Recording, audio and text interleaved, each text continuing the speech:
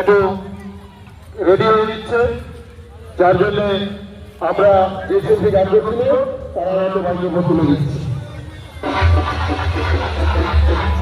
আসে ঠাকুরটা দেখে আসে।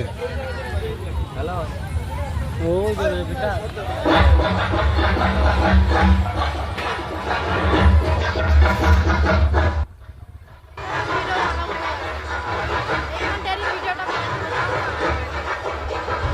সামনে যাও, দেখ বাকি।